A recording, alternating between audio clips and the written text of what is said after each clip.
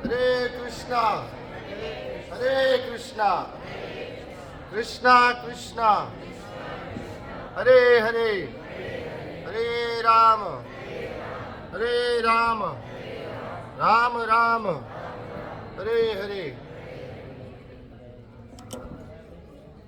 तो परम पूज्य भक्ति आश्रय वैष्णव महाराज जी को और हमारे कथा व्यास श्री सार्वभौम प्रभु जी को आने में थोड़ा सा समय लग रहा है, तो आपके इंतज़ार करने के लिए सबसे पहले बहुत बहुत आभार।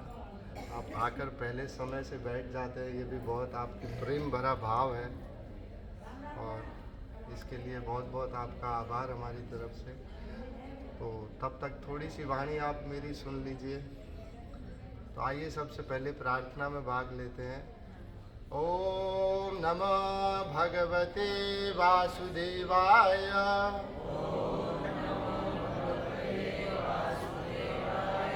ओम नमः भगवते वासुदेवाय।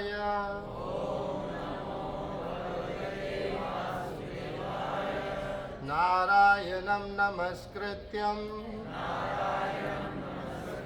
नरं चैव नरोत्तमं देवीं सरस्वतीं व्यासं ततो जयमुदीरये। नष्टप्रायेषु अभद्रेषु नित्यं भागवत सेवया भगवती उत्तमा श्लोके भक्तिर्भवती नैष्ठिकी। कृष्णाय वासुदेवाय देवकी नंदनाय च नंदगोपकुमाराय गोविंदाय नमो नमः। नमो महावदनाय कृष्ण प्रेमा प्रदायते। कृष्णाय कृष्ण चैतन्य नामनि गौरतेशे नमः। जय श्री कृष्ण चैतन्य प्रभु नित्यानंद श्री अद्वैत गदाधर श्रीवासादि गौर भक्त वृंदा। हरे कृष्णा कृष्णा कृष्णा हरे हरे हरे राम राम राम हरे हरे। हरे कृष्णा। तो श्रीमद् भागवत में कल तक 7वें स्कंद का प्रारंभ हुआ था। इसमें 15 अध्याय हैं, जिसमें 5 अध्यायों में जो वर्णन है वो आपने सुना, फिर प्रहलाद महाराज का वर्णन सुना, उसके बाद नारद जी की प्रहलाद महाराज को 5 अध्यायों में शिक्षाएं हैं। तो इस प्रकार 15 अध्याय हैं और बाकी अध्यायों का वर्णन 6ठे स्कंद का भी आप लोगों ने कल पूरा का पूरा प्रसंग सुना। तो यही सबसे ज़रूरी है। इसमें बताया ये गया था, वास्तव में जो बताया गया था कथा में, वो ये बताया गया था कि विशेष 4 प्रकार के धर्म होते हैं। जैसे धर्म अर्थ काम मोक्ष है, ऐसे 4 विशेष प्रकार के धर्म होते हैं, जिसमें पहला धर्म जिसको कहा जाता है स्वर्ग प्राप्ति का धर्म, ये कर्मियों का धर्म है। क्योंकि स्वर्ग में जाना अच्छी बात नहीं है। अच्छा होता तो हम कभी लिखते नहीं, बड़े दुख के साथ सूचित किया जाता है कि फलाने दादाजी हमारे स्वर्ग चले गए। तो स्वर्ग में जाना इतना अच्छा नहीं है। दूसरा धर्म होता है, इसमें ब्रह्म में लीन होने का धर्म कहते हैं इसे। ब्रह्म में लीन होने का धर्म ये ज्ञानियों का धर्म है, ये भी परम धर्म नहीं है। इसके बाद तीसरा धर्म आता है वैकुंठ प्राप्ति का धर्म। ये अच्छा है परंतु परम नहीं है। ये परम क्या है? वासुदेव भगवत भक्ति। भगवान श्री कृष्ण वासुदेव की भक्ति ये परम धर्म है। क्योंकि स्वर्ग में जाना अच्छा होता है, तो हमारी भगवत गीता कह ही रही है, तेतम भोक्ता स्वर्ग लोकम विशालम क्षीणे पुण्य पुनः मृत्यु लोकम विशंति। पुण्य समाप्त हो जाएंगे, फिर से पुनः इसी मृत्यु लोक में वापस आना। और मृत्यु हर एक योनि में मृत्यु है। देव योनि में भी मृत्यु है, गंधर्व योनि में भी मृत्यु है, ब्रह्मा की भी मृत्यु होती है। अपने 100 वर्ष पूरे होने के बाद महाप्रलय में ब्रह्मा की भी मृत्यु हो जाती है।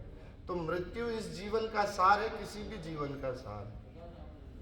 एक छोटी कथा, क्योंकि हम जानते नहीं है इसके विषय में, एक छोटी कथा आती है कि एक बहुत जंगल में एक बहुत आम से इंसान रहते थे। अपनी जंगल से लकड़ियां लाते थे और अपना गुजारा बसर कर लेते थे। तो जहां से वो लकड़ी लेके आते थे, वहां पर एक साधु होते जो वृक्ष के नीचे बैठकर अपना भजन करते रहते थे। तो जब देखते थे ये रोज आता है लकड़ी लेने, वापस चला जाता है, तो उसने रोज उसे देखते देखते एक दिन उसे ये कह दिया कि तू लकड़ी तो लेने आता है रोज यहाँ पर, परंतु तूने कभी जंगल को जाना? इस जंगल में क्या ऐसा है, आगे तूने कभी जाने का प्रयास किया? तो कहता मेरे तो पिता इस जंगल में घूमे हैं, मेरे तो दादा भी इसी जंगल में घूमे हैं, मेरे परदादा भी इसी जंगल में घूमे हैं। इस जंगल से ज्यादा तुम मुझे बताओगे ऐसा तो मैं मानता नहीं हूं। इस जंगल में मुझसे ज्यादा तुम जानते हो। ऋषि कहता है ठीक है, परंतु फिर भी मैं तुझे बताऊं अगर कि तू थोड़ा आगे और जा, यहाँ चांदी की खदानें हैं। कहता है नहीं, ऐसा नहीं हो सकता महाराज। कहता है फिर भी सोचता है कि चांदी की खदान है तो चला जाता हूँ। तो साधु भी यही कहते हैं थोड़ा आगे और चला जा, यहाँ चांदी की खदानें तुझे प्राप्त होंगी। तो सोच लेता है कि जाने में बुराई क्या, देख लेने में बुराई क्या है। तो थोड़ा आगे जब जाता है तो उसे चांदी की खदान मिल जाती है। अब वो आगे जाता है, चांदी रोज लाता है। अब उसका हफ्ता निकल जाता है, 15 दिन निकल जाते हैं, आराम से जीवन बसर करने लग जाता है। फिर थोड़ा समय बीतता है, वो चांदी में लिप्त हो जाता है। अपनी चांदी में लिप्त होते जीवन है, साधु वहीं फिर मिलता है उसे। तू फिर मूर्ख इसी चांदी में लिप्त हो गया, तूने कभी जाना है इस चांदी की खदान से आगे सोने की खदानें हैं। अब तो विश्वास भी हो गया था, क्योंकि चांदी की खदानें तो मिल ही गई थी। फिर विश्वास हो गया तो थोड़ा और आगे निकल जाता है। अब सोने की खदानें मिल जाती हैं। अब तो महीने 2 महीने आराम से निकल जाते हैं बेचकर। अब बेचकर महीना आराम से, 2 महीना आराम से बीत रहे हैं उसके। फिर साधु आ जाते हैं, अरे मूर्ख तू फिर इस सोने की खदान में लिप्त हो गया, इसी सोने में लिप्त हो गया। तूने कभी जाना इससे आगे हीरे की खदानें है, थोड़ा और आगे जाएगा तो फिर आगे चला जाता है, थोड़ा हीरे की खदानें मिल जाती है। अब तो हीरा मिल गया जीवन में, हीरा से ज्यादा क्या चाहता है कोई? कुछ भी नहीं चाहता है। अब हीरे की खदानों में लिप्त हो गया, 6-6 महीने साल भर बैठा हुआ है, बड़ा घर बना लिया है नदी किनारे, बहुत हाथी घोड़े सब रथ सब रख लिए हैं उसने। साधु फिर प्रकट हो जाते हैं, अरे मूर्ख तू फिर हीरे की खदानों में व्यर्थ इसी में लिप्त हो गया, अभी भी तू हीरे की खदानों में बैठा हुआ है। अब कहता है साधु, अब अभिमान भी आ गया था, अब अभिमान भी आ गया था। हीरा चांदी सोना सब मिल चुका था, बड़े घोड़े थे, अब रथ थे उसके पास। अब तो साधु को ही नकार दिया उसने, अरे साधु अब हीरे से ज्यादा धरती पे है भी क्या जो तू मुझे देगा? तब साधु उससे बोलता है एक शब्द, अरे मूर्ख तू मूढ़ ही रह गया। क्या तूने कभी जाना जो साधु इस वृक्ष के नीचे फटे कपड़ों में बैठकर तपस्या कर रहा है? तूने कभी ये जाना, कभी मन में तेरे सवाल उठा कि ये जो इन चांदी की खदानों को, सोने की खदानों को, हीरे की खदानों को जानता है, वो फिर भी यहाँ बैठकर क्यों तपस्या कर रहा है? तूने कभी खुद से ये सवाल पूछा? अब उसका जो हृदय है वो द्रवित हो गया। अब जब द्रवित हुआ तो तब उस साधु ने जब ये कहा कि इन खदानों को जो जानता है, तो इससे आगे तूने कभी जाना? इससे आगे मैं स्वयं हूं। इससे आगे वो परम तत्व है, इससे आगे वो भगवान की भक्ति है जिसमें मैं लीन रहता हूँ, जिसमें मैं सुकून पाता हूँ, जिसमें मैं आनंद लेता हूँ। तो हम जानते नहीं है जीवन में आगे है क्या, इसीलिए जहाँ है वहीं हमारे जीवन को हम बड़ा लिप्त होके जैसा जीवन है उसे व्यतीत करते रहते हैं, आगे जानना ही नहीं चाहते हैं। क्योंकि आगे जानेंगे तो पता चलेगा। और अभिमान की निवृत्ति होती है तब जब हम शरणागति लेते हैं, नहीं तो तब तक हमेशा अभिमान बना रहेगा। जब तक शरणागति नहीं लेंगे तब तक नहीं होगा। और अज्ञान की निवृत्ति किससे होती है? अज्ञान की निवृत्ति किससे होती है? जब हम तत्व ज्ञान को जानते हैं। तत्व ज्ञान परमात्मा का तत्व ज्ञान हम जब उसे जान लेते हैं। जीवस्य तत्व जिज्ञासा, जीवन मिला है तो तत्व जानो। ये खाली 24 तत्वों का शरीर जो हमें मिला हुआ है ये खाली नहीं है, इसमें एक भगवान ने हमें जो दिया है वो चेतना दी है, चित्त। एक जैसे कुम्हार होता है, गधे को ढोता है सारा जीवन, उठाकर उसके ऊपर 80-80 100 किलो वजन लेकर घूमता है उसके ऊपर, परंतु बदले में उसे क्या देता है? घास देता है। अगर गधे में इतनी सी चेतना हो कि मैं इसको अगर मेरी लात मारूं, जो बड़ी कहने में बड़ी एक फेमस चीज है कि गधे की लात बहुत मजबूत होती है, तो क्या इस धरती पे घास कम है क्या? पूरी की पूरी धरती भरी हुई है घास से। तो हमें जीवन में जानना है कि चाहिए क्या, और परमात्मा के सुख से बड़ा कुछ नहीं है। बाकी सब जिससे भी आप प्रेम करेंगे वो कहीं ना कहीं किसी न किसी माध्यम से छूट ही जाएगा आपसे। कोई भी ऐसी वस्तु नहीं है जो जीवन भर साथ रह सकती है। हर एक चीज को मिट जाना इस प्रकृति का नियम है। धरती भी समय समय पर चली जाती है, फिर वापस प्रकट होती है। कभी भगवान की जांग से प्रकट होती है, कभी भगवान की कल्प से प्रकट होती है, कभी भगवान की स्व इच्छा से प्रकट हो जाती है धरती भी। तो हर एक चीज को मिट जाना है, और भगवत भक्ति, वासुदेव भक्ति ही परम तत्व है जिसको हमें जानना है। यही जो शौनक आदि ऋषियों के 6 प्रश्न थे उसमें भी यही उत्तर था कि सभी शास्त्रों का जो सार है वो क्या है। तो इसमें कहा गया वासुदेव भगवत भक्ति, ये सभी शास्त्रों का सार है। और आगे जो हमने सुना भागवत की कथाओं में, जिसमें हमने दूसरे स्कंद का वर्णन किया, जिसमें 10 अध्याय हैं, जिसमें 2 अध्यायों में ध्यान का वर्णन है, 2 अध्यायों में आगे बढ़ेंगे तो हृदय की शुद्धि का है, 3 अध्यायों में उत्पत्ति बताते हैं, और 3 अध्यायों में ब्रह्मा अपनी उत्पत्ति बताते हैं, और आगे के 3 अध्यायों में उपपत्ति के द्वारा भगवान को कैसे जाना जा सकता है इसका वर्णन है। और उसके बाद 10वें अंतिम अध्याय में, अंतिम जो 10वां अध्याय आता है उसमें सृष्टि का पूरा निरूपण, ये जो पूरा ब्रह्मांड है इसकी कैसे रचना होती है, जिसमें 10 विशेष तत्वों को, जैसे भगवत गीता है, भगवत गीता 5 विषयों पर बात करती है। भगवत गीता में 5 विषय हैं, प्रकृति, काल, कर्म, जीवन, इन पर बात करती है। और भागवत बात करती है 10 विषय पे। कोई भी एक जो पुस्तक है जब वो 10 विषयों पर बात करती है तब उसे पुराण कहा जाता है। तो पुराण 10 विषय पे बात करती है। 10 विषय भागवत के आपने सुने जब बताए पिताजी ने आगे, सर्ग, विसर्ग, स्थानम, पोषण, ऊति, मनवंतर, ईशानु, कथा, निरोध, मुक्ति और आश्रय। मुक्ति यानी मोक्ष।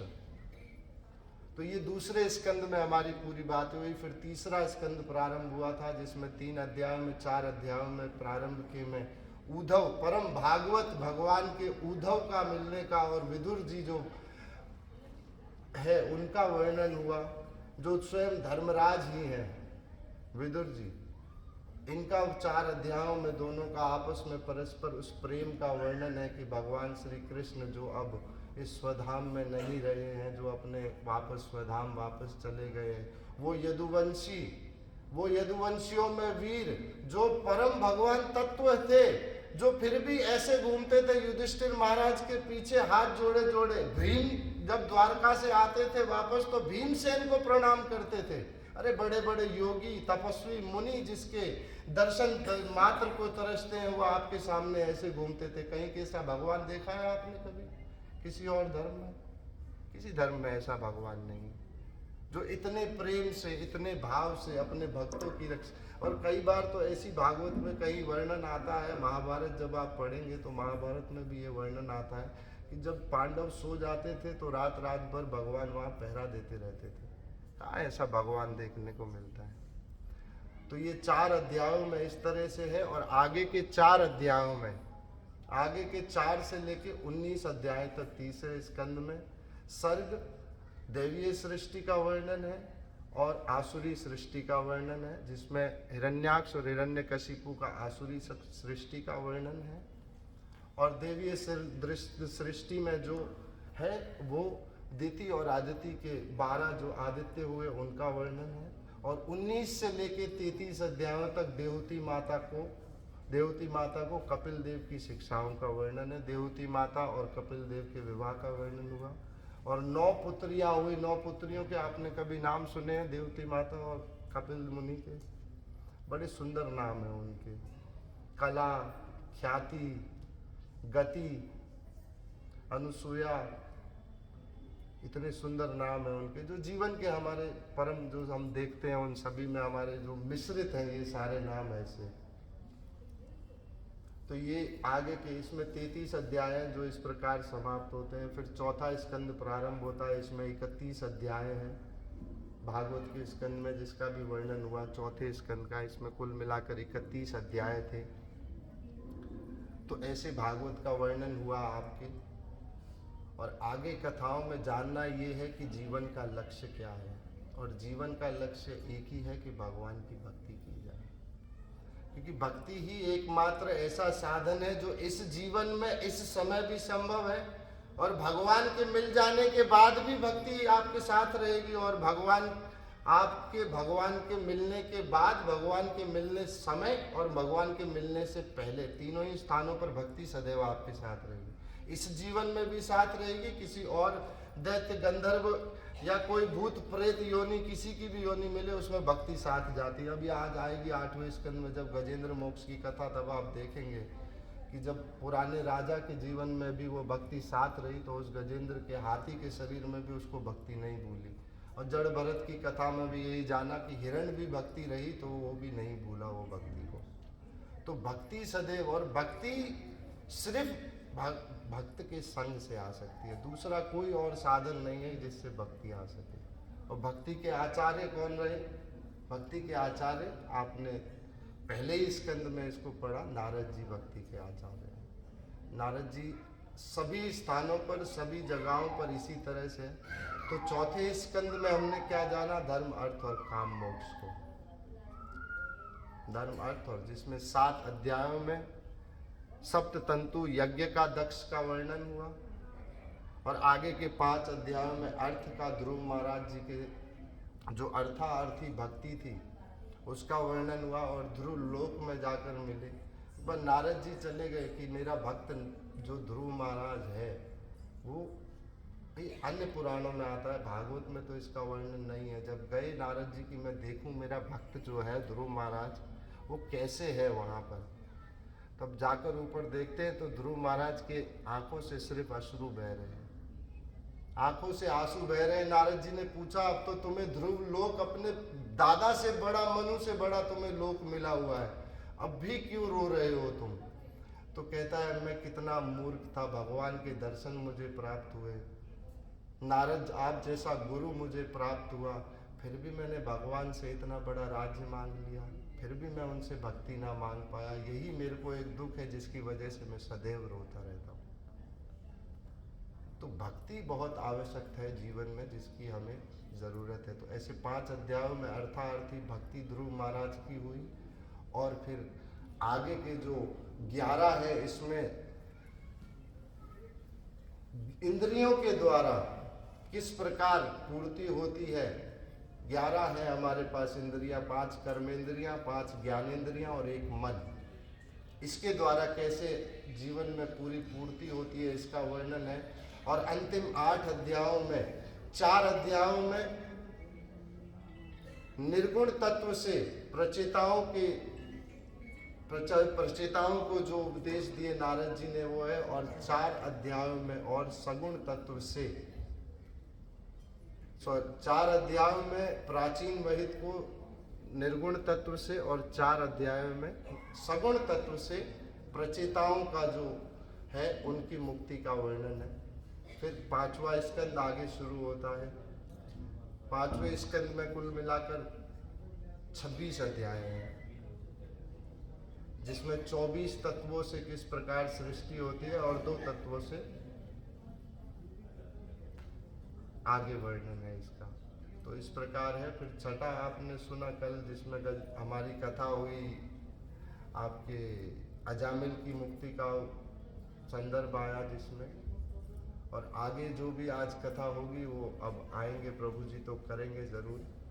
और फिर कोई यदि इससे भी अधिक आप सुनना चाहते हैं मुझे, तो मैं ज़रूर आपसे ज़रूर बोलूँगा। तो जीवन में जानना क्या है? भक्ति है, और मृत्यु निश्चित है। एक कथा आती है छोटी सी, उसमें बोलते हैं एक राजा जब रहते थे अपने यहाँ, तो रात को सो रहे थे, अपने मखमल की जो सैया है उस पर आराम कर रहे थे।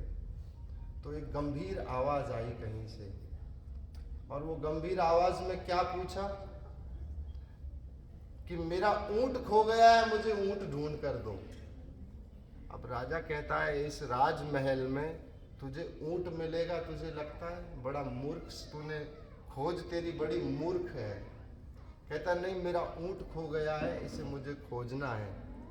राजा कहता है नहीं, ऊंट तो नहीं है यहाँ, ऐसा कुछ। गंभीर आवाज वापस चली जाती है। फिर सुबह होती है।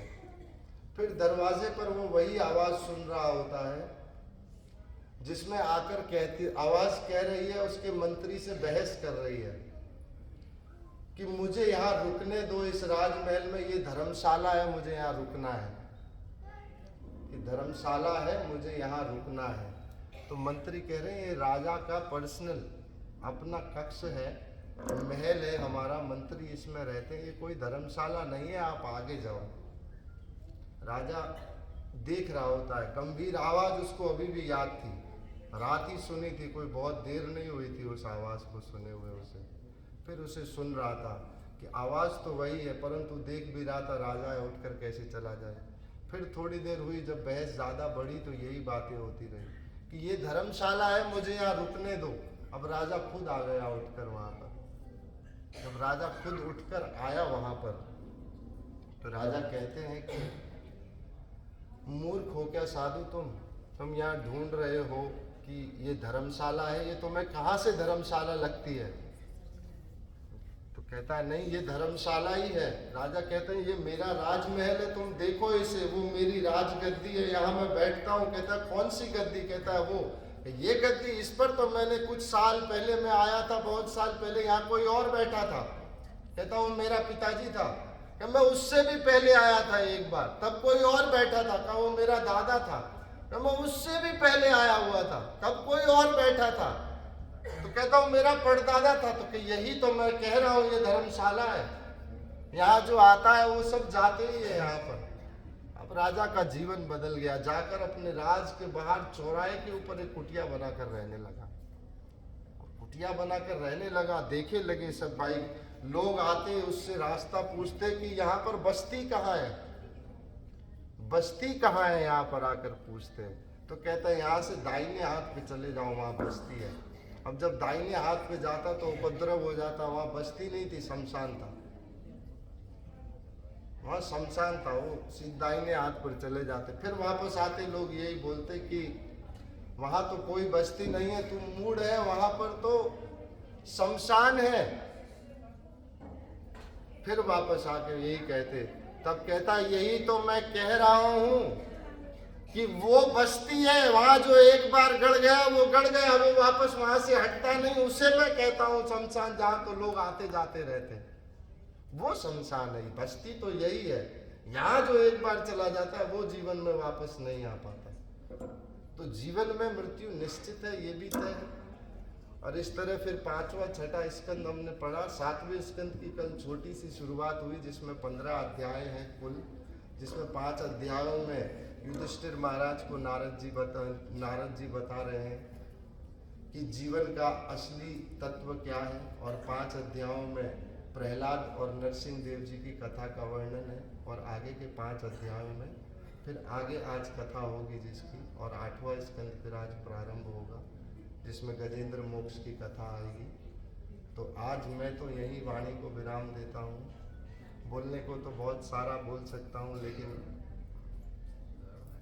जो वास्तविक अधिकारी हैं बोलने के, अगर वही बोले तो ज़्यादा अच्छा है। हरे कृष्णा।